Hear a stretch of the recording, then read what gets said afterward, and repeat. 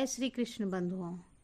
आज हम जानेंगे इस वीडियो के माध्यम से देवउठनी एकादशी या प्रबोधिनी एकादशी की कथा। देवउठनी एकादशी को प्रबोधिनी एकादशी भी कहा जाता है। देवउठनी एकादशी के दिन भगवान नारायण निद्रा से जागते हैं और संसार का कार्यभार संभालते हैं और सभी शुभ और मांगलिक कार्यक्रम आरंभ हो जाता है। हिंदू धर्म में देवउठनी एकादशी का विशेष महत्व है। इस दिन तुलसी माता और शालिग्राम का विवाह होता है। मान्यता है कि देवउठनी एकादशी का व्रत यदि सच्चे मन से किया जाए तो 1000 अश्वमेध यज्ञ के बराबर पुण्य फल की प्राप्ति होती है। इसी के साथ पूजा पाठ करने के बाद एक कथा का भी विधान है, तो वो कथा मैं आपको अभी सुना रही हूँ। ठीक है। शंखासुर नाम का एक राक्षस है। शंखासुर ने तीनों लोकों में बहुत ही उत्पात मचाया हुआ था। तब सभी देवताओं के आग्रह करने पर भगवान विष्णु ने उस राक्षस से युद्ध किया और यह युद्ध कई वर्षों तक चला। युद्ध में वह असुर मारा गया।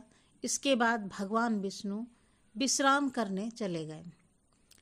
कार्तिक शुक्ल एकादशी के दिन भगवान विष्णु की निद्रा टूटी और सभी देवताओं ने भगवान विष्णु की पूजा की। शिव महापुराण के अनुसार पौराणिक समय में दैत्यों का राजा दंभ हुआ करता था। वह बहुत बड़ा विष्णु भक्त था।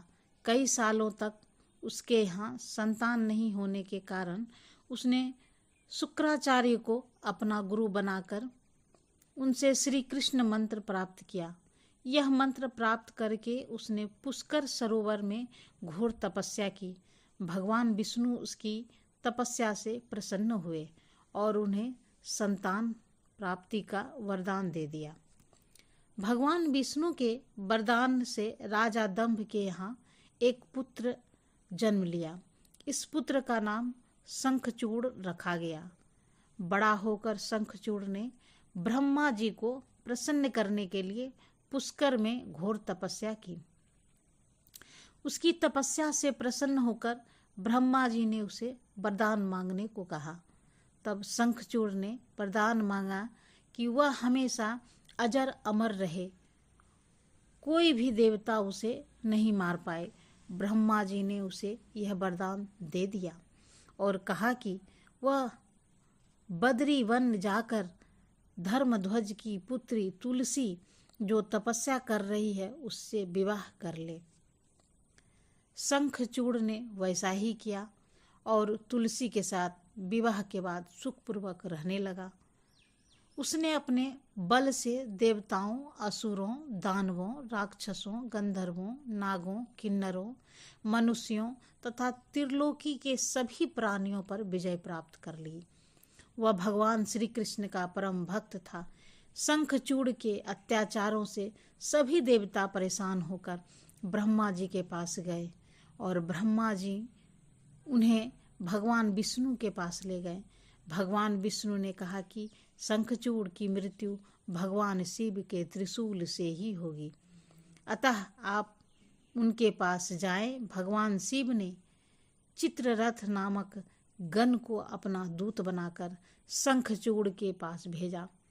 चित्ररथ ने शंखचूड़ को समझाया कि वह देवताओं को उनका राज्य लौटा दे, परंतु शंखचूड़ ने मना कर दिया और कहा कि वह महेश्वर से युद्ध करना चाहता है। भगवान शिव को जब यह बात पता चली तो वे युद्ध के लिए अपनी सेना लेकर निकल पड़े। इस तरह देवता और दानवों में घमासान युद्ध हुआ, परंतु ब्रह्मा जी के वरदान के कारण शंखचूड़ को देवता नहीं हरा पाए।